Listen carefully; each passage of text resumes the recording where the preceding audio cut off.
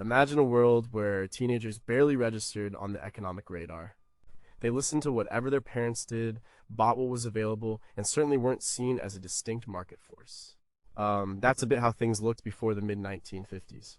Then, a young man from Mississippi with a guitar and a gyrating pelvis showed up. His name was Elvis Presley. And almost overnight, everything changed.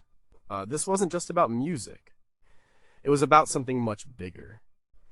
It was about defining a whole new demographic, giving them their own identity, and then selling them everything associated with that identity. Think about it. Before Elvis, did record companies target teens? Did movie studios make films specifically for this age group? Did fashion houses care about what 15-year-olds wanted to wear? Not really. But after Elvis, the answer became a resounding yes. He didn't just sing songs. He became the face of a revolution, a cultural earthquake that shook up norms and, crucially, reshaped how businesses looked at young people. How much money did teenagers suddenly have? How much were they willing to spend to feel connected to this new phenomenon?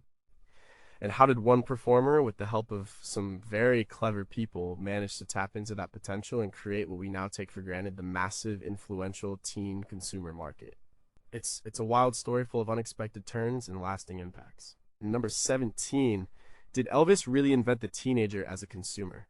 It feels like teenagers have always been a target market, a group with their own money and distinct tastes.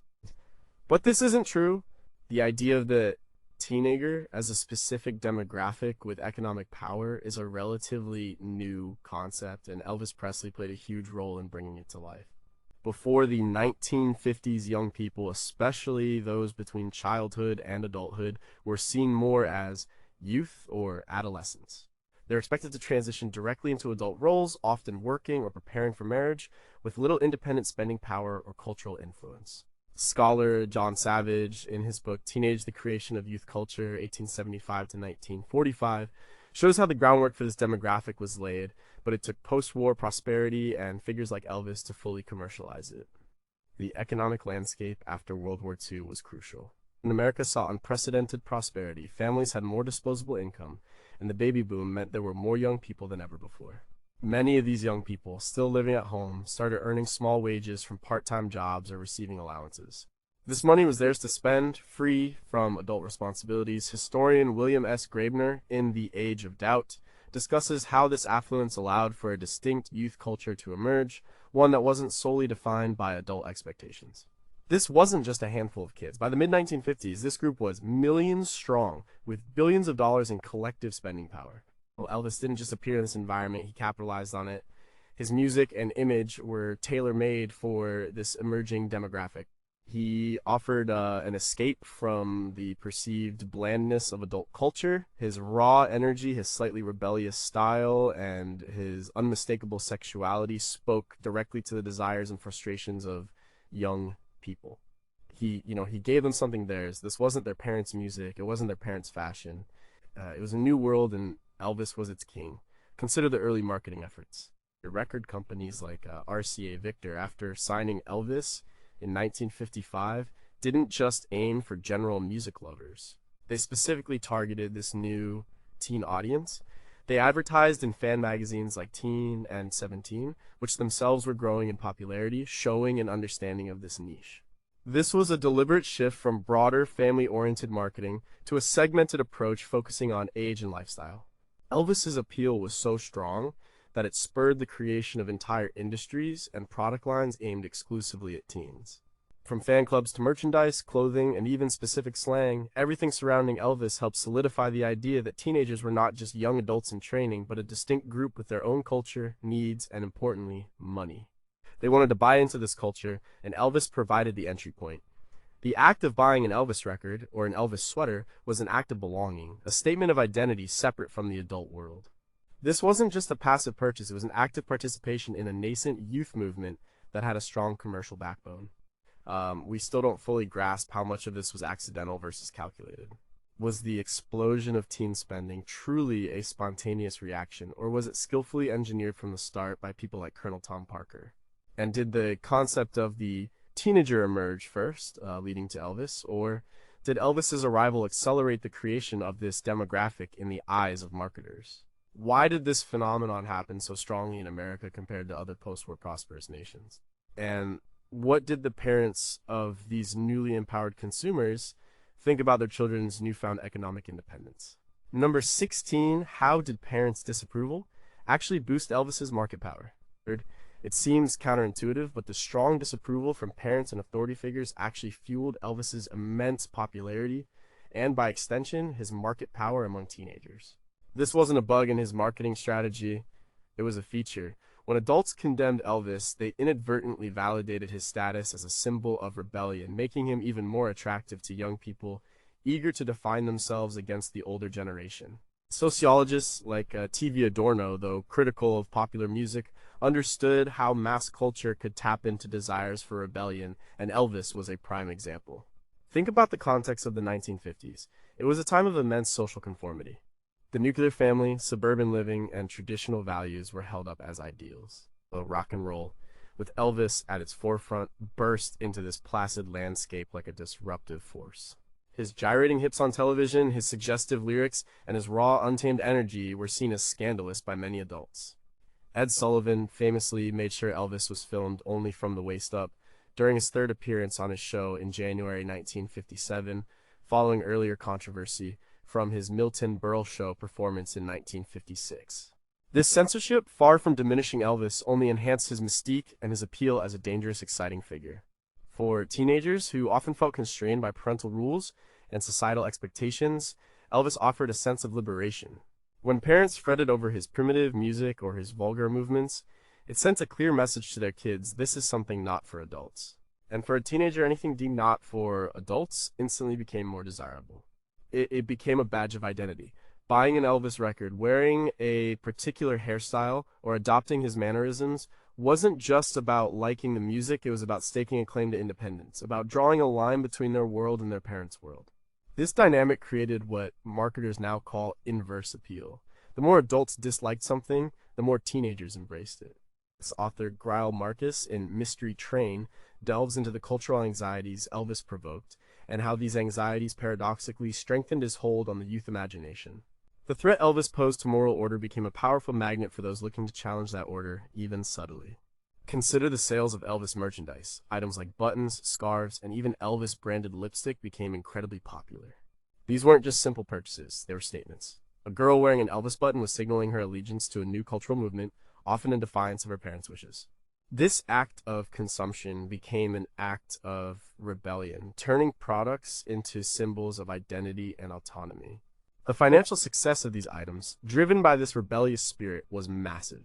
Colonel Tom Parker, Elvis's manager, understood this perfectly. He didn't shy away from the controversy, he leveraged it, allowing the negative press to generate even more buzz and desire among the target demographic. He knew that any attention was good attention, especially when it polarized audiences along generational lines. We still don't fully understand the long-term psychological impact of this dynamic on subsequent generations of consumers. How much of teen consumption today is still driven by a desire to differentiate from or even annoy parents? At what point does parental disapproval stop being a marketing tool and start genuinely harming a brand? And were there any unintended positive consequences for parents who saw their children engaging with something that, while controversial, also provided a clear cultural touchstone for understanding youth? Number 15 was Elvis's crossover appeal, a deliberate marketing strategy. Elvis Presley's ability to cross cultural and racial boundaries was a key factor in his monumental success, and it certainly boosted his market reach. But was this crossover appeal a deliberate calculated strategy from the beginning, or a more organic phenomenon that was later capitalized on? It's a bit of both, but the deliberate part, especially once he signed with RCA Victor, cannot be understated. That Elvis started at Sun Records in Memphis, a label run by Sam Phillips. Phillips had a vision to find a white artist who could sing with the feel of a black artist, believing such a sound would explode on the market. He reportedly said, "If I could find a white man who had the Negro sound and the Negro feel, I could make $1 billion." This quote, often cited in biographies like Peter Guralnick's Last Train to Memphis, highlights the conscious effort to bridge racial divides in music, which was highly segregated at the time. It's Elvis, with his mix of country, blues, and gospel influences, was that artist. His early recordings like That's All Right clearly demonstrated this blend. When RCA Victor bought Elvis's contract from Sun in late 1955 for an unprecedented $40,000, they recognized this unique appeal. RCA was a major label with national distribution and marketing muscle. Their strategy, guided by Colonel Tom Parker, was to present Elvis to a mass audience, which meant appealing to diverse groups. While much of his initial fan base was white teenagers, his sound was rooted in African American musical traditions. This allowed him to gain traction not only on rhythm and blues charts, but also on country and western charts and eventually pop charts. This multi-genre success was unusual and broadened his consumer base significantly. His stage performances were also crucial. Elvis combined different elements that appealed to various groups: the raw energy of blues, the showmanship of gospel revivals, and the sex appeal that transcended racial lines. Scholar Michael T. Bertrand in Race, Rock, and Elvis discusses how Elvis became a conduit for cultural exchange, bringing black musical forms to a wider white audience. This wasn't just about music, it was about attitude, style, and a sense of liberation that resonated beyond specific demographics. The packaging of Elvis, especially his early singles, often blurred genre lines. His records weren't just marketed as rock and roll. Initially, they were sometimes listed under country or pop. This allowed record stores and radio stations, which were often genre-specific, to carry and play his music, exposing him to different audiences. This deliberate ambiguity, or perhaps inclusiveness, in his early presentation helped him penetrate markets that a purely black or country artist might have struggled with in the racially segregated 1950s. His appearances on national television shows like The Ed Sullivan Show were critical for broad exposure. These shows reached millions of American homes, black and white, rural, and urban. While controversy often followed, the exposure itself cemented his status as a national phenomenon. It introduced him to teenagers who might not have had access to his records or concerts, turning them into potential consumers. This broad reach meant that his merchandise, movies, and records found buyers across all segments of American society, making him not just a teen idol but a truly national icon. We still don't fully know the extent to which RCA and Parker understood the long-term implications of this racial crossover. Did they anticipate the cultural appropriation debates that would follow decades later? And how much of Elvis's appeal was genuine admiration for black artists versus a desire to consume a sanitized version of a forbidden sound? What specific demographic groups were most resistant to his crossover appeal, and why did they ultimately give in if they did? Number 14, what role did technology play in amplifying Elvis's reach? Elvis Presley exploded onto the scene at a pivotal moment in technological history, and these advancements were absolutely essential in amplifying his reach and consequently his impact on the teen consumer market. Without the widespread adoption of specific technologies, his rise would have been much slower and his influence less pervasive. This wasn't just about his talent, it was about the medium. The most obvious technology was the radio. By the mid-1950s, radio was a ubiquitous presence in American homes and cars. Transistor radios were becoming popular, making music portable and personal for teenagers. As local disc jockeys, DJs were powerful tastemakers, and their decision to play Elvis's records, often in response to fervent calls from young listeners, was crucial. But figures like Dewey Phillips at WBQ in Memphis famously played That's All Right repeatedly in 1954, generating immense local buzz. Old scholar George Lipsitz in Dangerous Crossroads highlights how radio fragmented into specialized formats, allowing rock and roll to find its niche and grow. When Elvis hit the airwaves, he was immediately accessible to millions, often secretly listened to by teens under their blankets at night. This created a demand for his records. Next came the 45 RPM record player and the 45 RPM single. The 45 RPM format, introduced by RCA Victor, ironically, the company that would later sign Elvis in 1949, was perfect for rock and roll. It was cheaper than LPs, durable, and played a single song on each side. This format was ideal for teenagers with limited disposable income, allowing them to buy their favorite hits without investing in full albums. The 45 player, often a compact, affordable unit, became a standard fixture in teen bedrooms and recreation rooms. Elvis's string of hit singles on RCA, like Heartbreak Hotel and Hound Dog, drove sales of both the records themselves and the players needed to listen to them. This symbiotic relationship propelled his market dominance. Television was arguably the most powerful new technology. In the early 1950s, TV ownership skyrocketed. By 1956, when Elvis made his groundbreaking appearances on The Ed Sullivan Show, The Milton Berle Show, and The Steve Allen Show, television was in over 70% of American homes. These appearances weren't just audio experiences, they were visual spectacles. Elvis's magnetic stage presence, his signature moves, and his controversial hip gyrations were broadcast directly into living rooms across the nation. This visual exposure was unprecedented. It created an immediate, visceral connection with millions of viewers, turning him into a national sensation almost overnight. Back as chronicled in Elaine Dundee's Elvis and Gladys, the immediate impact of these shows was immense, converting casual listeners into ardent fans and driving record sales through the roof. Finally, print media still played a vital role, albeit a more traditional one. Fan magazines like Teen Screen and Tiger Beat, though not new technology, boomed because of Elvis. They provided glossy photos, intimate stories, and fan club information, creating a constant feedback loop that kept Elvis in the public eye and fueled teen obsession. These magazines became essential consumption items for fans, offering a deeper connection to their idol. We still don't fully grasp the exact breakdown of how each technology contributed to his initial explosion versus sustained popularity. If television had been less prevalent, would Elvis's rise have been as meteoric? What subtle psychological effects did the immediate visual access of television have on the developing teen identity compared to the more intimate audio experience of radio? And how did these early technological shifts lay the groundwork for the multi-platform marketing strategies we see with artists today? Number 13, how did Elvis's movies become more than just films? And Elvis Presley's move into Hollywood, beginning with Love Me Tender in 1956, was a shrewd business decision by Colonel Tom Parker and RCA. These movies were not just films, they were extensions of the Elvis brand, carefully crafted products designed to reinforce his image, sell records, and keep him in the public eye, especially as his music career evolved. They became essential drivers of the teen consumer market, turning cinema visits into part of the Elvis consumption experience. But Elvis's film career began almost immediately after his meteoric rise in music.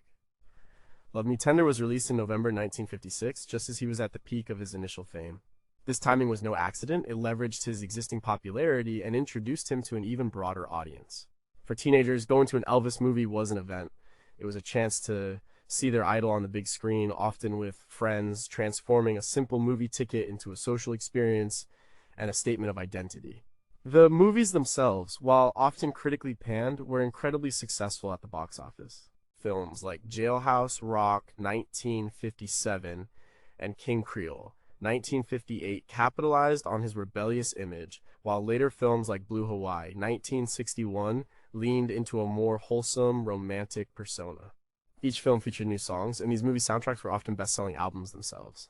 This created a synergistic loop. The movies promoted the music, and the music promoted the movies, doubling the consumption opportunities. Peter Guralnick's Careless Love details how the soundtrack albums were integral to the movie deals, often generating more revenue than the films themselves. These films also served as extended music videos before music videos existed. The musical numbers, especially in early films like Jailhouse Rock, showcased Elvis's iconic moves and charisma. They offered fans a visual and narrative context for the songs, making the entire experience richer.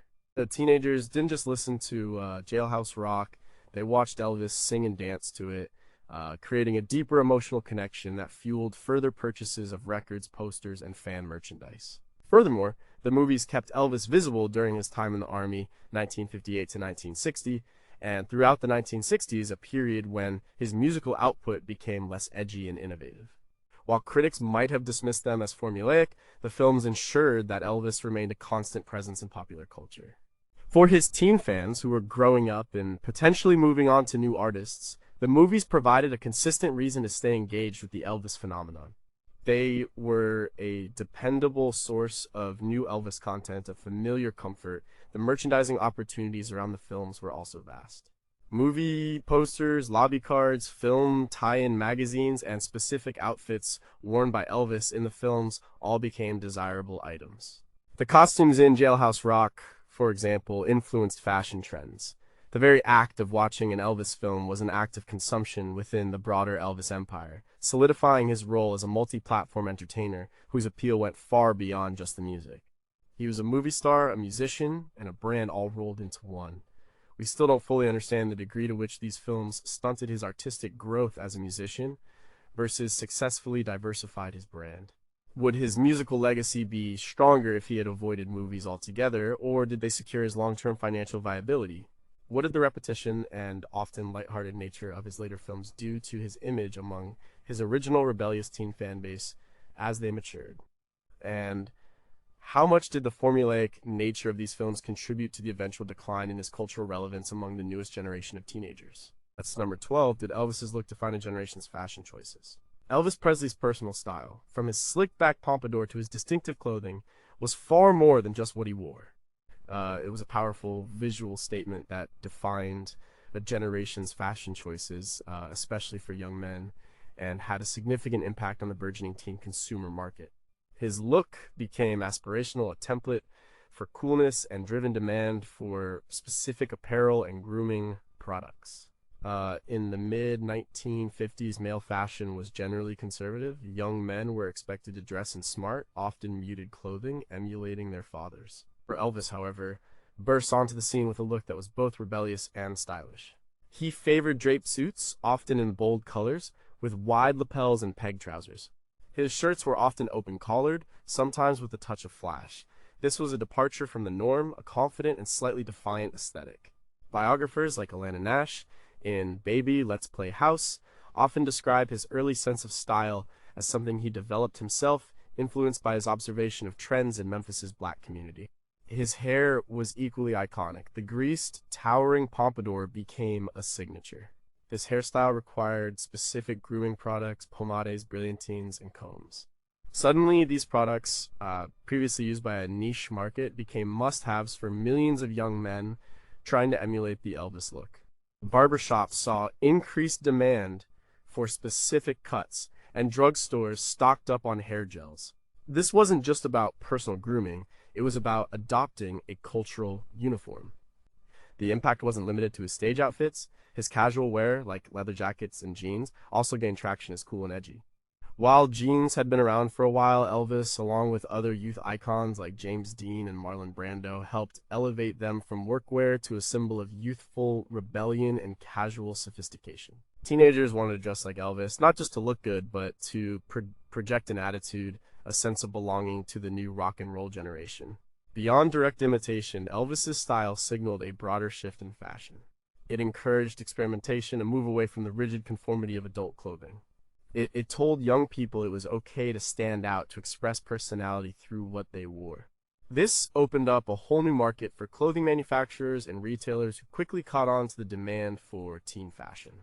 Department stores and boutiques started stocking clothes that appealed to this younger demographic, moving beyond miniature versions of adult clothing. The fashion industry, from designers to retailers, had to respond. They recognized that teenagers were no longer just dressing like their parents. They wanted their own styles, and Elvis was dictating what those styles were. His influence was so pervasive that even if a teen didn't directly copy his outfits, the general aesthetic he embodied, cool, slightly rebellious, confident, filtered into broader youth fashion trends. We still don't fully know how much of the Elvis look was a result of his genuine personal taste versus a carefully cultivated image by Colonel Parker. Did his style preferences genuinely influence the shift in mainstream fashion, or did he simply serve as a highly visible amplifier for existing youth trends? And how did his early edgy fashion choices contrast with his later more flamboyant stage costumes? And what impact did that evolution have on subsequent generations of fans and fashion trends? Number 11. How did Elvis turn music into a lifestyle product? Before Elvis, music was largely seen as entertainment. You bought a record, listened to it, and enjoyed it. But Elvis Presley, through a combination of his raw talent, shrewd management, and the cultural moment, transformed music into something much more a comprehensive lifestyle product. He didn't just sell records, he sold an identity, a set of values, and a way of life that teenagers eagerly bought into. This transformation started with the intensity of his appeal. His music wasn't background noise. It was a powerful, visceral experience that spoke to the desires and frustrations of young people. As cultural historian Eric Lott describes in Blackface Minstrelsy and the American Left, while not directly about Elvis, the commodification of performance and identity was a long-standing American tradition. Elvis tapped into this, allowing fans to not just consume his music, but to consume him as a package. The first layer of this lifestyle product was the music itself. Elvis's songs became anthems for a generation. Heartbreak Hotel, Hound Dog, Jailhouse Rock. These weren't just catchy tunes. They expressed emotions, challenged norms, and offered a soundtrack to youthful rebellion and romance. Buying an Elvis record was an act of cultural affiliation. It meant you were part of the new exciting rock and roll world. But it went much deeper. Colonel Tom Parker, Elvis's manager, understood the power of extending the brand beyond music. He didn't just want to sell records, he wanted to sell Elvis. This led to an unprecedented merchandising blitz. In 1956 alone, Parker licensed over 100 different Elvis products. This wasn't just standard fan merchandise. It included everything from Elvis branded guitars and record players to clothing like sweaters and jackets, jewelry, buttons, and even more intimate items like Elvis lipstick and cologne. David Halberstam's The 50s details how this marketing strategy was revolutionary for its time, creating a consumer ecosystem around a single celebrity. These products weren't mere trinkets. Each item allowed fans to integrate Elvis into their daily lives, to literally wear or use something associated with their idol. An Elvis sweater wasn't just a piece of clothing, it was a uniform. An Elvis poster wasn't just decoration, it was a shrine. This allowed teenagers to physically manifest their devotion and their alignment with the rock and roll lifestyle. It created a tangible link between the music and everyday identity. His movies, as discussed earlier, further solidified this lifestyle. They showcased Elvis's world, his fashion, his attitude, and provided more opportunities for fans to immerse themselves.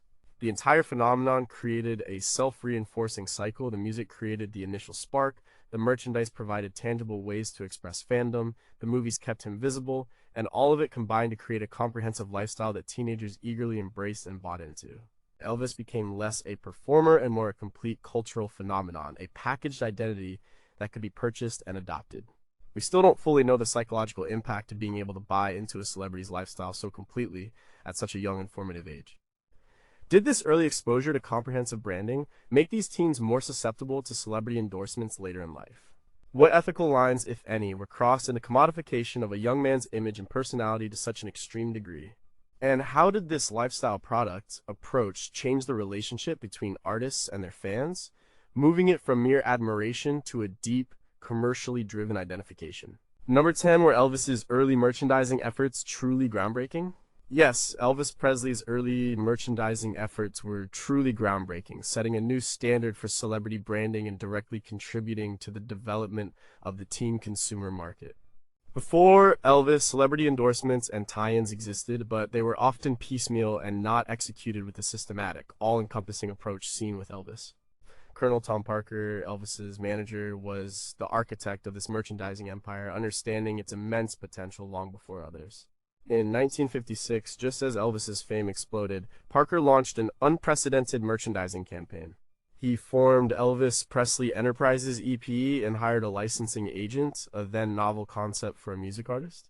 EPE began licensing Elvis's name and likeness for a dizzying array of products. As detailed in Alana Nash's The Colonel Parker understood that while record sales were good, the real money was in creating a comprehensive brand. He aimed to put Elvis's image on everything imaginable. The sheer volume and variety of products were staggering. In that first year, over 100 different licensed products hit the market. These weren't just limited to music-related items. There were Elvis hats, t-shirts, jackets, and blue jeans. There were buttons, pennants, and posters. More surprisingly, there were Elvis-branded charm bracelets, necklaces, and rings. For personal grooming, teens could buy Elvis lipstick in Hound Dog Pink, Heartbreak Hotel Red, and Tutti Frutti Pink, along with Elvis cologne and hair pomade. There were even Elvis record players, guitars, and stationery. This went far beyond typical celebrity tie-ins. It was an immersive experience designed to allow fans to literally surround themselves with Elvis. The target audience was clear teenagers, especially teenage girls, who were eager to express their devotion and identity through consumption. These products were relatively affordable, making them accessible to teens with limited disposable income. A fan might not be able to buy every record, but they could afford an Elvis button or a tube of Hound Dog Pink lipstick. Each purchase was a small act of participation in the larger Elvis phenomenon.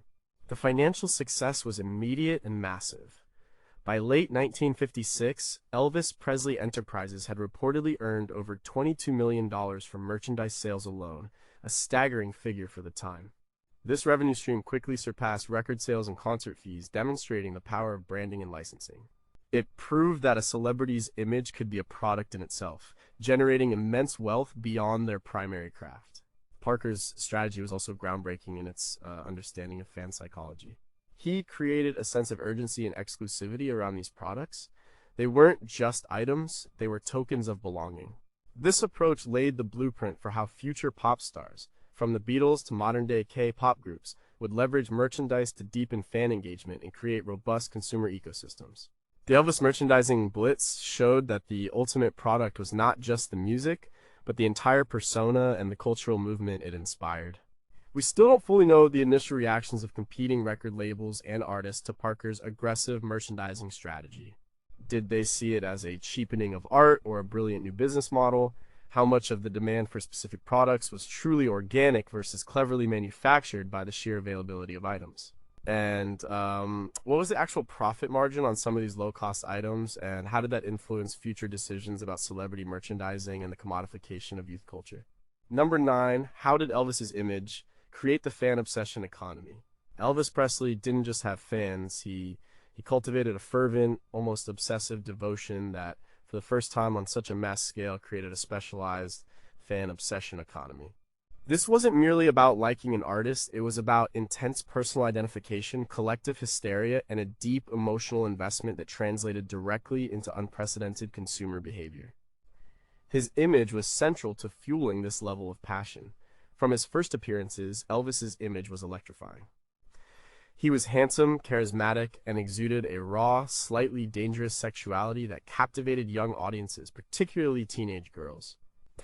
His movements on stage were seen as suggestive and revolutionary. This created a powerful emotional response that went beyond musical appreciation. Fans felt an intense personal connection to him, often seeing him as an idealized boyfriend or a symbol of their own burgeoning desires and rebellions. This level of emotional engagement is discussed by scholars like Barbara Ehrenreich in Dancing in the Streets, highlighting how collective emotional expression can form a powerful cultural force. The visual nature of his performances, amplified by television, was key. Seeing Elvis, rather than just hearing him, transformed him into a tangible object of desire. This physical presence fueled crushes, fantasies, and an overwhelming need to possess anything associated with him. Fan magazines, filled with his photographs, became essential reading. Posters adorned bedroom walls, creating personal shrines. These items weren't just decorative, they were conduits for this intense emotional connection, fueling a constant cycle of desire and consumption. Colonel Tom Parker expertly leveraged this fan obsession. He understood that these teenagers didn't just want music, they wanted proximity, a sense of belonging, and ways to express their devotion. The vast array of merchandise, as previously discussed, provided these avenues. Buying an Elvis charm bracelet or an Elvis lipstick was a public declaration of allegiance, a way to signal one's membership in the Elvis fandom. This created a communal experience where shared consumption strengthened the bond among fans. The fan club phenomenon also grew dramatically around Elvis. Official fan clubs provided a structured way for fans to connect with each other and with Elvis. And members received newsletters, exclusive merchandise, and a sense of community. This formalized the obsession, turning individual devotion into a collective force that drove further purchases and engagement. The fan club model, pioneered with Elvis, became a blueprint for future celebrity management, recognizing that active, engaged fans are also active, engaged consumers. This obsessive fandom also led to unprecedented scenes of public hysteria at concerts and appearances. Girls screamed, cried, and fainted. This wasn't just passive appreciation, it was a deeply emotional and performative expression of devotion. While controversial, this visible passion further cemented Elvis's iconic status and demonstrated the depth of his hold over his audience, signaling to marketers the immense power of catering to such intense emotional attachment. The emotional currency of Elvis's image directly translated into financial currency through the products his fans eagerly bought. We still don't fully understand the psychological differences between this early form of mass fan obsession and modern online fandom. Did the lack of direct digital interaction make the physical merchandise more potent? Were there specific demographic or sociological factors in the 1950s that made young people particularly susceptible to this kind of devotion? And how did this intensity of fandom shape the expectations of future celebrities and their relationship with their audiences? Number 8, what made Elvis the ultimate product endorser without even trying? Elvis Presley became the ultimate product endorser, often without any formal endorsement deals, simply by embodying a lifestyle that young people desperately wanted to emulate. His personal choices in clothing, grooming, and even leisure activities became instant trends, driving demand for specific products and turning him into an inadvertent but incredibly effective marketing machine for the teen consumer market. It started with his appearance. His signature pompadour hair, always perfectly coiffed, made hair pomades and brilliantines fly off the shelves.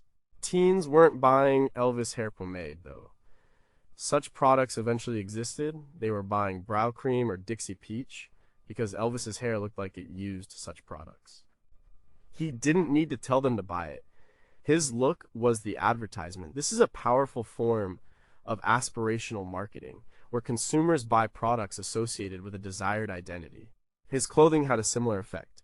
When Elvis first emerged, his preference for draped suits, often in bright colors like pink and black, was unique and daring. These weren't standard department store suits. He often had them custom made by tailors like Bernard Lansky in Memphis. Yet, his look inspired manufacturers to produce similar styles for the youth market. Suddenly, teenagers wanted peg trousers, specific jacket cuts, and bolder color choices. As Elvis wore it, and it became cool. This was a direct, unspoken endorsement that influenced an entire segment of the apparel industry. Beyond specific items, Elvis embodied a certain attitude and lifestyle that consumers wanted to buy into. He drove flashy cars, and his rebellious image was associated with freedom and excitement. While he wasn't explicitly endorsing a particular car brand, his association with fast living and cool vehicles undoubtedly influenced the desires of young men for cars. The car for many teens became an extension of their identity, much like Elvis's stage persona. As cultural critics like Roland Barthes have explored, objects can carry immense symbolic meaning, and Elvis imbued countless products with that meaning. This form of unspoken endorsement was incredibly potent because it felt authentic. It wasn't a paid advertisement, it was simply Elvis being Elvis. Teenagers perceived his choices as genuine, making them more trustworthy and desirable than traditional advertising. They weren't being told to buy something, they were seeing what their idol used or wore and wanting to emulate that.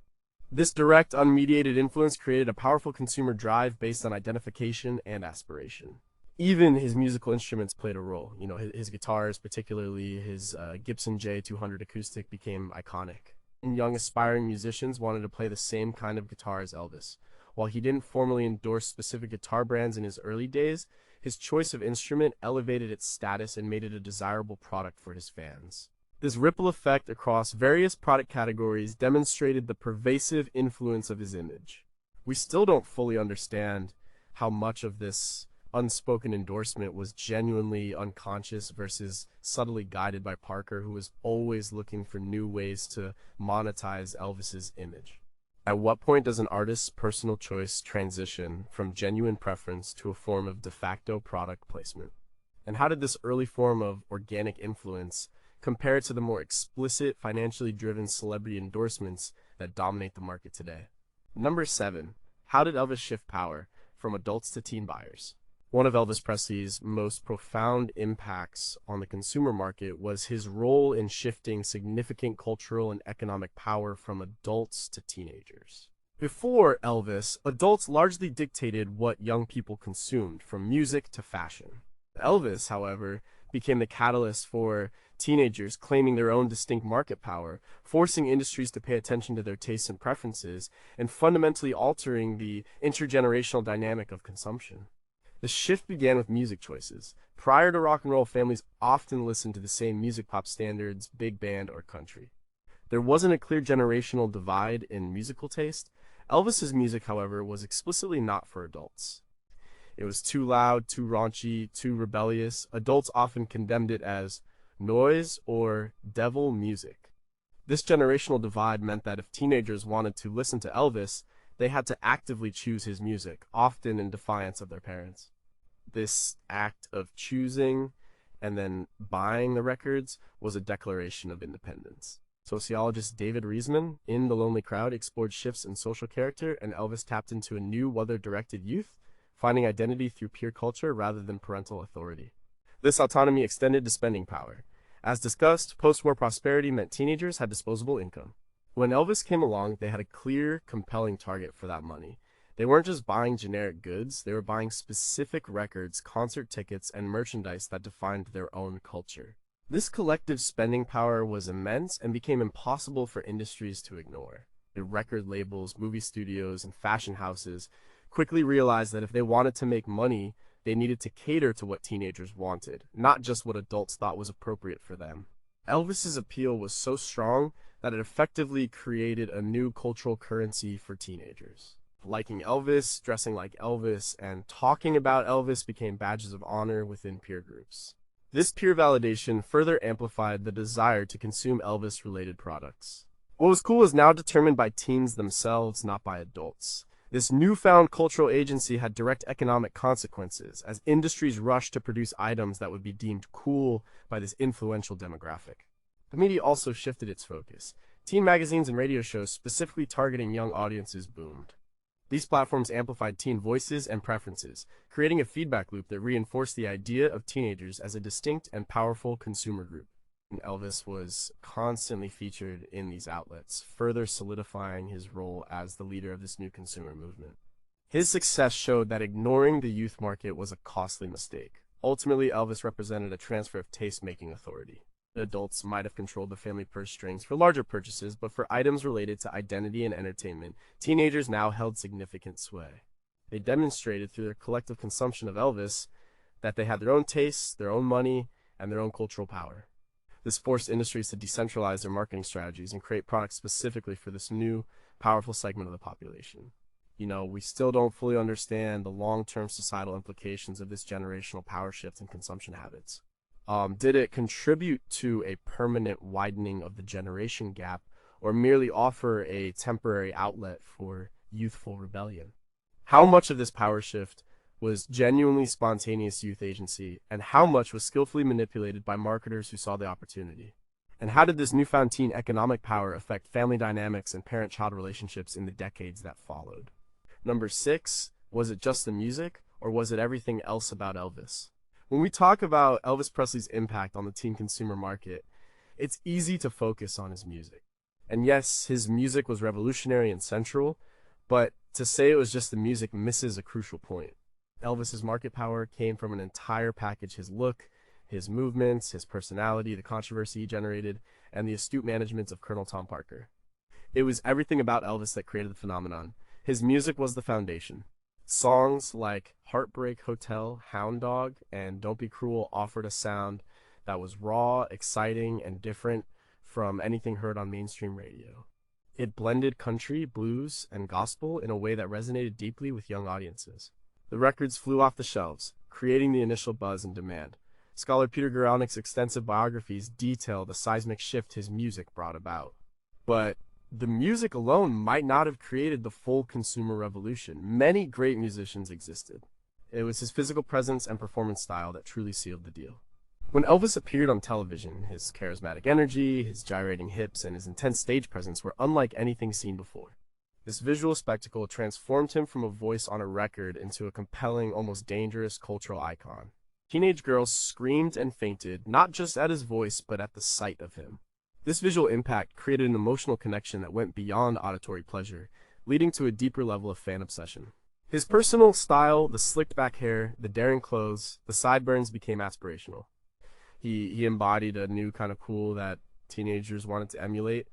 This led to a surge in demand for specific grooming products, clothing styles, and accessories. Fans weren't just buying his records, they were buying into his entire aesthetic. This expanded the consumer market from just music to fashion and personal care. The controversy surrounding Elvis also played a massive role. Parental disapproval, media outrage, and moral panic only made him more appealing to rebellious teenagers. This forbidden fruit aspect made consuming anything Elvis-related an act of defiance, a statement of identity separate from the adult world. This inverse appeal fueled sales of records, merchandise, and movie tickets, transforming criticism into commercial success. Finally, Colonel Tom Parker's astute marketing and merchandising strategies tied it all together. Parker understood that Elvis was a brand, not just an artist. He licensed Elvis's image for hundreds of products, created fan clubs, and orchestrated his movie career. This systematic approach ensured that every facet of Elvis's appeal was monetized, creating a comprehensive consumer experience. It allowed fans to interact with and consume Elvis in myriad ways beyond just listening to his songs. So, while the music was the spark, it was the entire package range, the charisma, the visual appeal, the controversy, the style, and the savvy business strategy that transformed Elvis into a cultural juggernaut and, in turn, a monumental force in shaping the teen consumer market. It demonstrated that in popular culture, the sum is often far greater than its parts, especially when it comes to attracting and retaining the attention and money of young consumers. We still don't fully understand the precise weighting of each factor in his overall commercial success. Could a different artist with similar music have achieved the same level of market impact without his specific look and charisma? How much did the cultural climate of the 1950s make audiences particularly susceptible to this multifaceted appeal compared to other eras? And what lessons does this holistic approach to celebrity branding offer for contemporary artists trying to navigate a fragmented media landscape? Question number 5, how did RCA turn a rebel into a record-selling machine? When RCA Victor bought Elvis Presley's contract from Sun Records in November 1955, they took a significant gamble. Sam Phillips at Sun had discovered a raw talent, a regional sensation with a unique sound.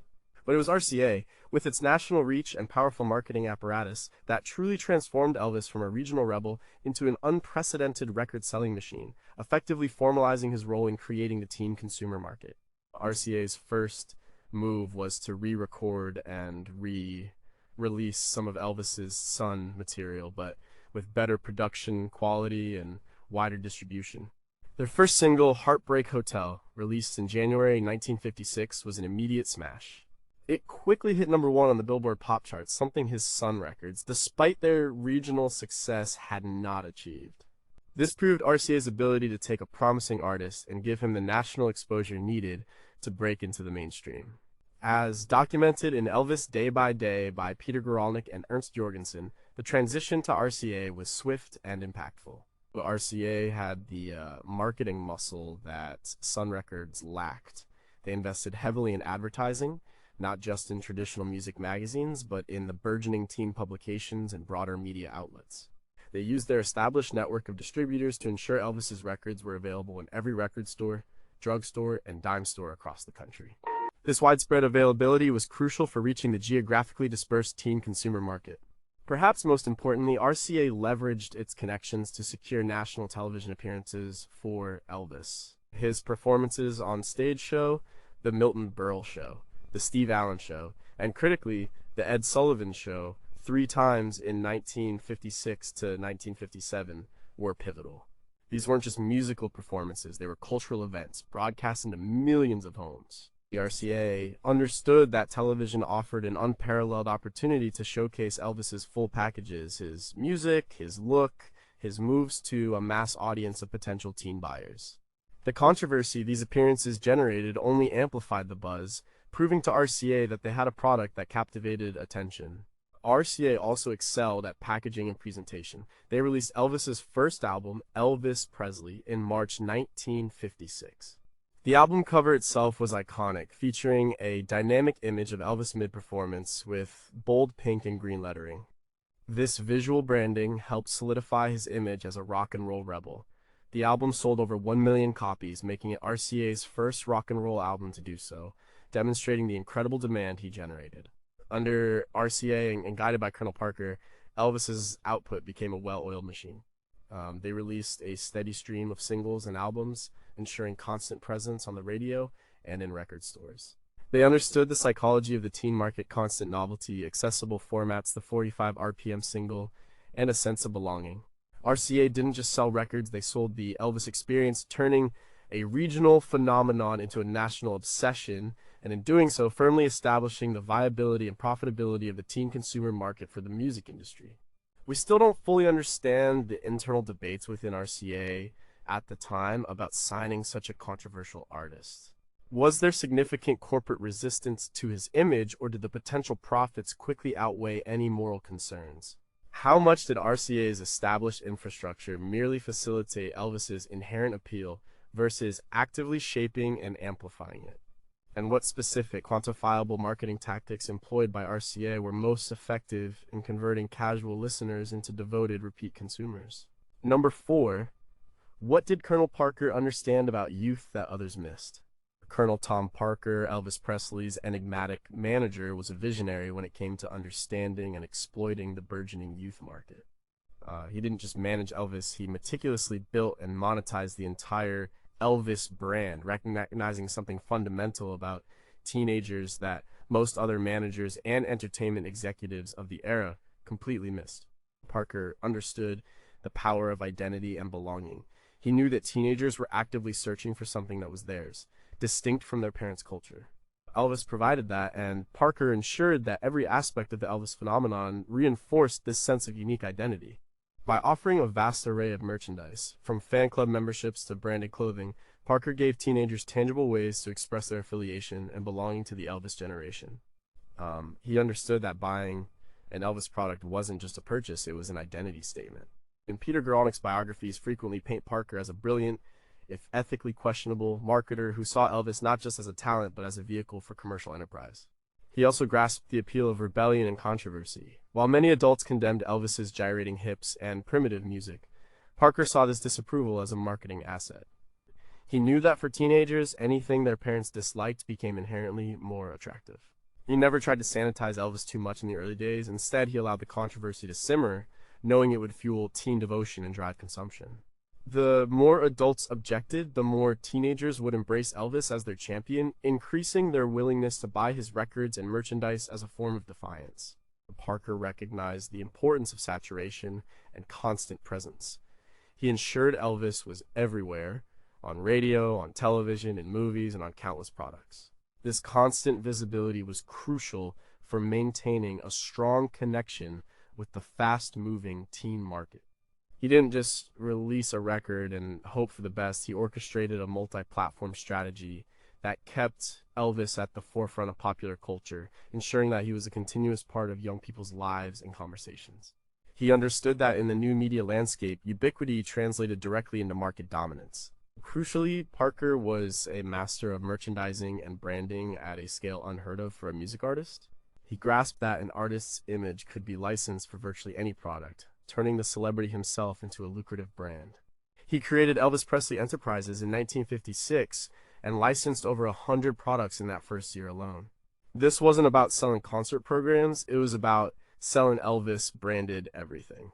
He understood that teens had disposable income and an insatiable desire to collect items related to their idol, and he provided endless opportunities for them to spend that money. This strategy laid the blueprint for modern celebrity brand management. Parker's genius lay in his ability to see Elvis not just as a musical talent, but as a cultural phenomenon with immense commercial potential, particularly among an untapped youth demographic. He instinctively understood their desires for identity, rebellion, and belonging, and he built a business empire by systematically fulfilling those desires through a continuous stream of products and media exposure. We still don't fully understand the precise psychological mechanisms Parker exploited in the teen mind. Was his understanding based on innate business acumen, or did he conduct informal market research that has been lost to history? How much did his Carnival Barker background influence his always-on approach to promotion and merchandising?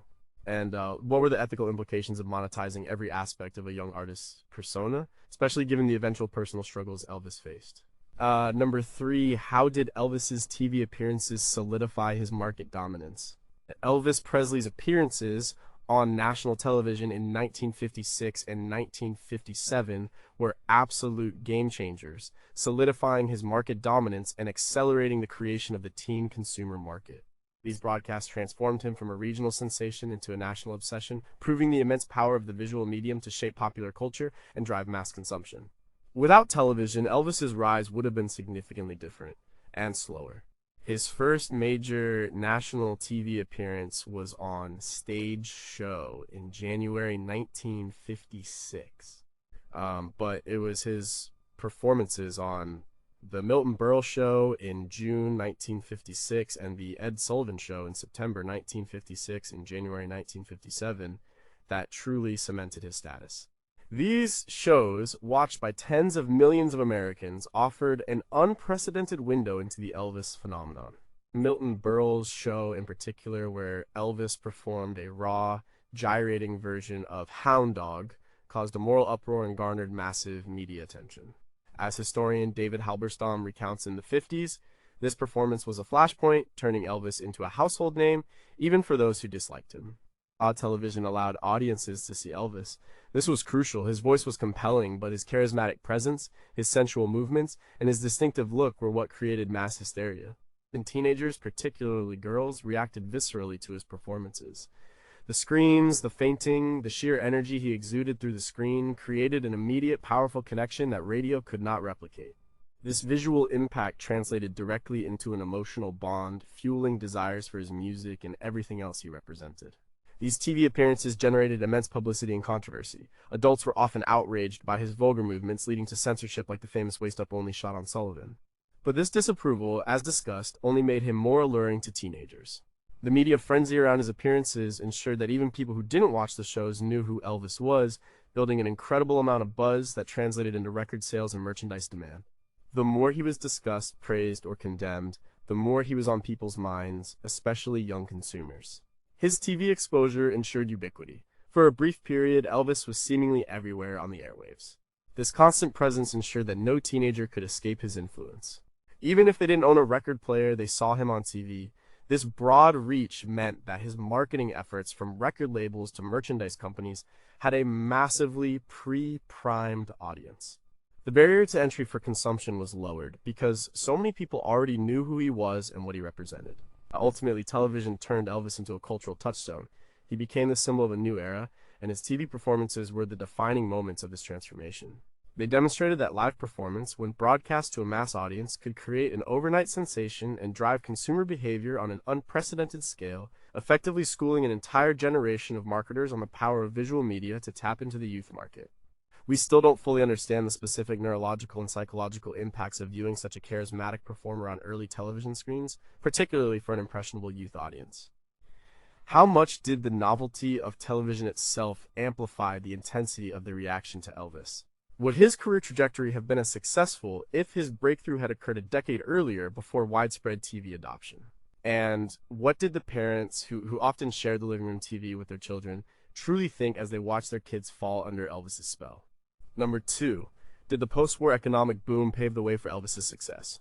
Absolutely. The post-World War II economic boom in the United States wasn't just a backdrop for Elvis Presley's rise. It was a fundamental prerequisite, effectively paving the way for the emergence of the teen consumer market itself.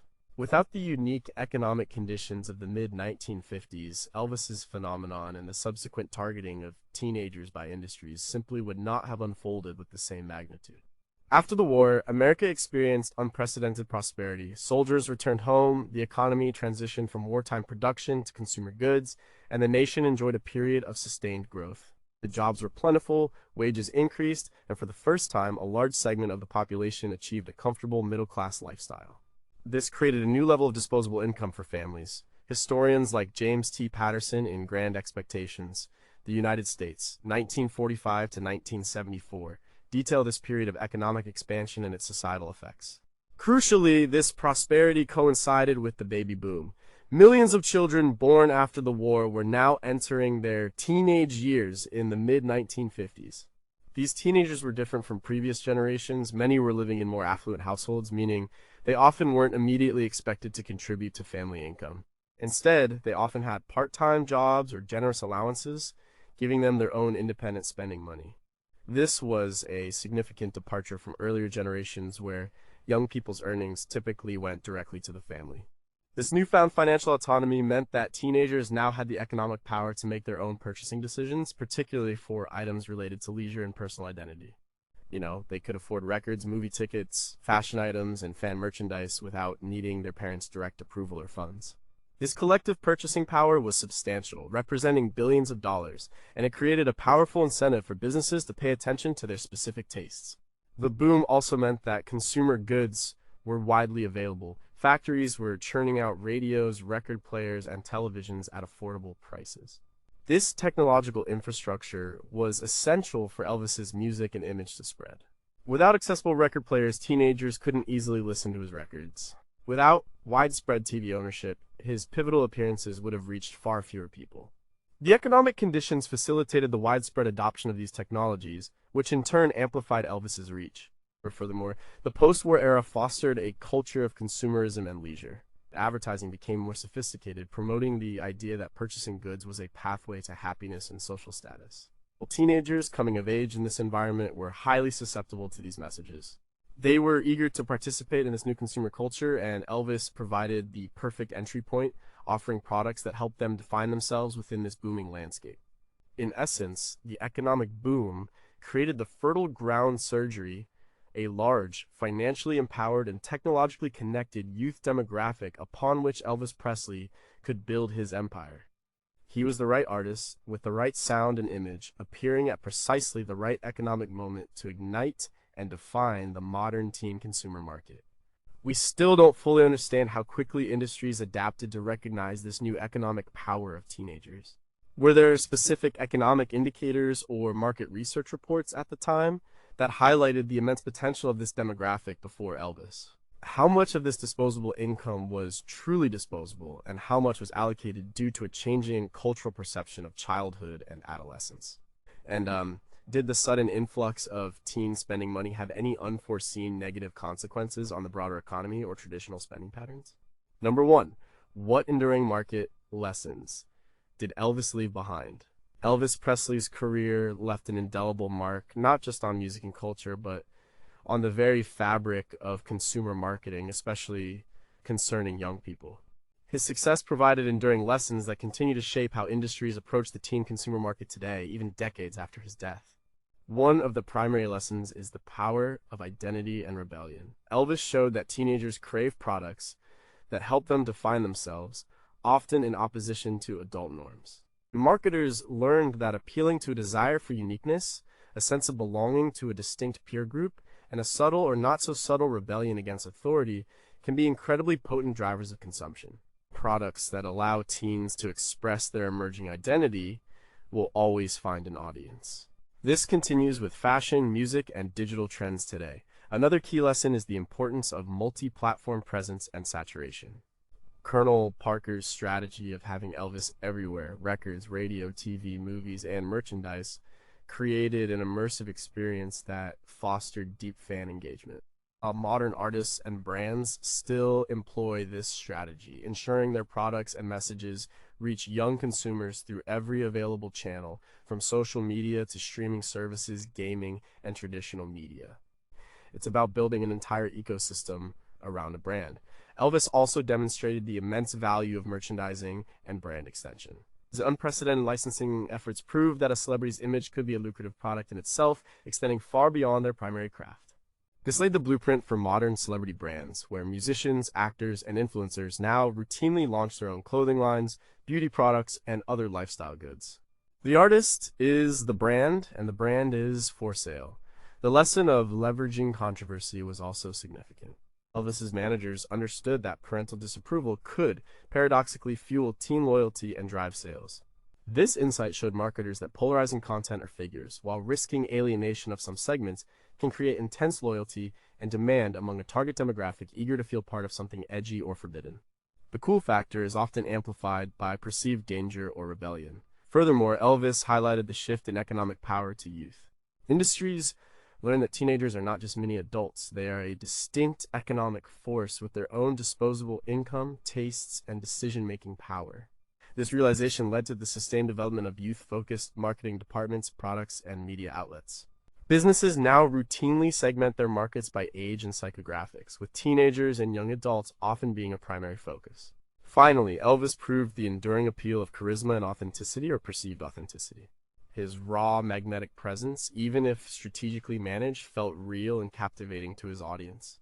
The marketers understood that genuine connection and aspirational figures drive consumption more powerfully than mere advertising. Today, this translates to the rise of influencers who embody a lifestyle, rather than just delivering a sales pitch, making them powerful tools for reaching young consumers. Elvis didn't just sing rock and roll, he wrote the rulebook for how to turn a cultural phenomenon into a consumer powerhouse. His legacy in marketing is arguably as profound as his legacy in music, showing future generations how to understand, engage, and ultimately sell to the dynamic and influential teen consumer market. We still don't fully understand the ethical boundaries of leveraging youthful rebellion and identity formation for commercial gain. Have these lessons led to an over-commodification of youth culture, potentially stifling genuine subcultural movements? What happens when these market lessons are applied to artists who lack Elvis's raw, organic appeal, leading to manufactured pop stars? And how does the constant pursuit of the next Elvis by marketers shape the evolution of popular culture and youth identity in an increasingly digital and globalized world?